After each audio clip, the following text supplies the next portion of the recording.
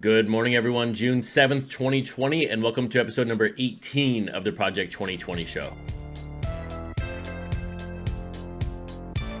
Before we begin, I have to say thank you again to everybody who has subscribed to the channel. I greatly appreciate it. We're nearing 1,200 subscribers, and it's just amazing to see. So if you're not subscribed and you're a massive fan or just a fan of Project 2020, hit that subscribe button because there's daily videos coming at you about Project 2020. Now, let's get back to episode number 18. So hopefully you had a really good Saturday and you're about to have a really great Sunday, whether you're doing Project 2020 stuff or not Project 2020 stuff.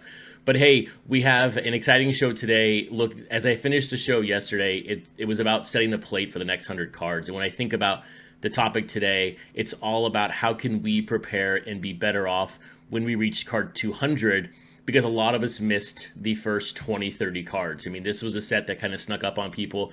So I figured, hey, how am I going to approach the next 100 cards and how can I share what I'm doing with everyone? So we're going to talk about that around finding value in the next 100.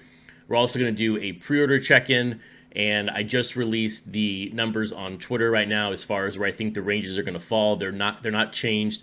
The 48-hour reserve numbers surprised me a little bit just because I had a number wrong on Roberto Clemente, and I don't know how I got that one wrong, but the ranges didn't change, and we're going to talk about where I think they're going to fall overall. We'll do that first, and then we're going to talk about the market. It was a tough day in the market overall, both in the first 20 cards and the market overall. But let's now look at pre-orders, and let's look at the results from yesterday from the print run announcements. So yesterday's print runs, look, really no surprises. They both fell rather low. We expected them to fall low. I think the Brett maybe surprised me the most, and we'll talk about that here in a second. But, Willie Mays, 10,568, 28th, and then George Brett just beat him out by 10,757.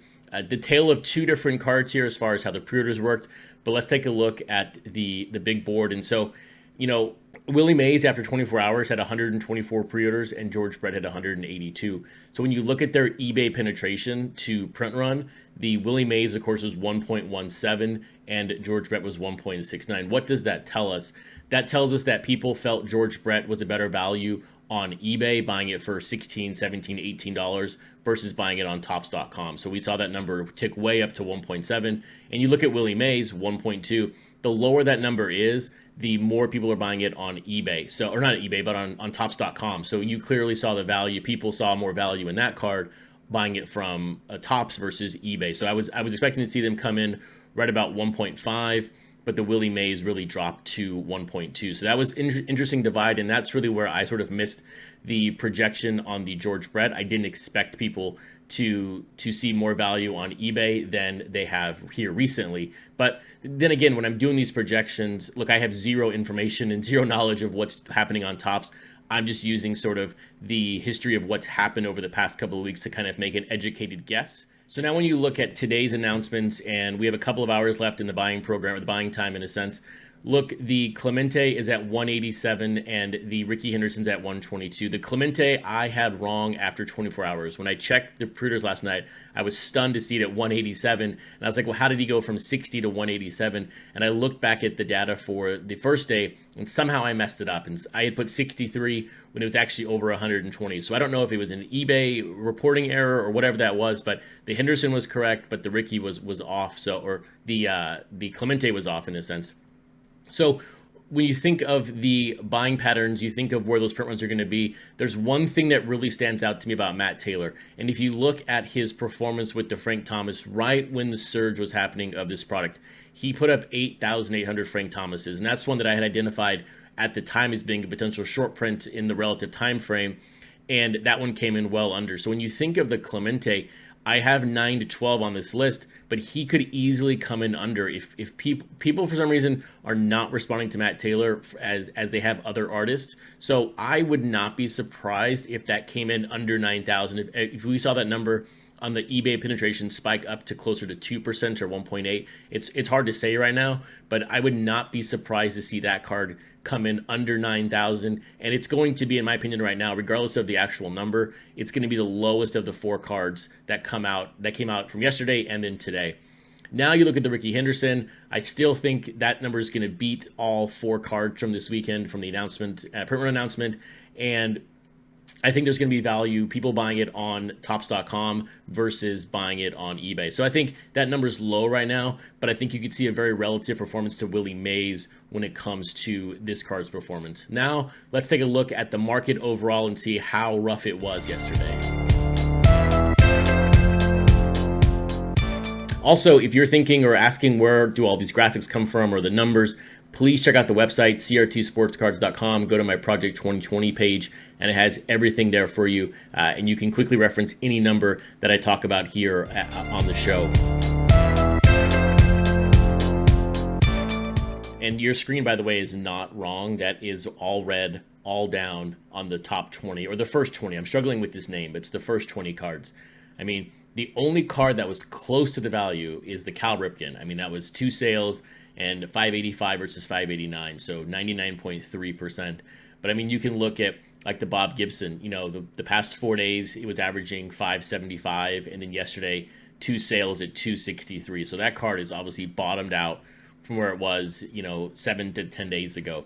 You know, look, now, of course, like the Dwight Gooden, by the way, you know, down 28%, only 1 sale, you know, 680. So some of these are very limited sample size, but it continues to show the trend of where the market is with these, and it's not good right now. But look, I don't know what this means long term for the set.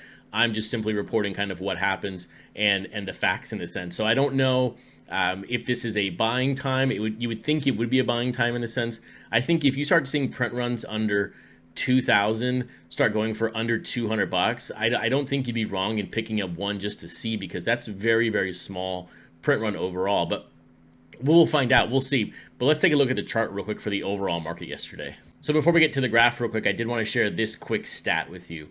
When you look at the cards produced and the cards that were bought from 1 to 80 or 1 to 79 and then 80 to 100, 1 to 79, we purchased 353,000 cards. Then all of a sudden, boom, dynamite goes off, and cards 80 to 100, we purchased 724,000 cards.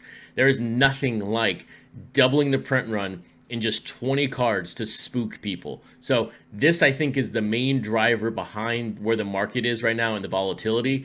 But now let's look at the market overall. So yesterday's volume came in from a overall sales perspective, 1,701 copies of the card sold.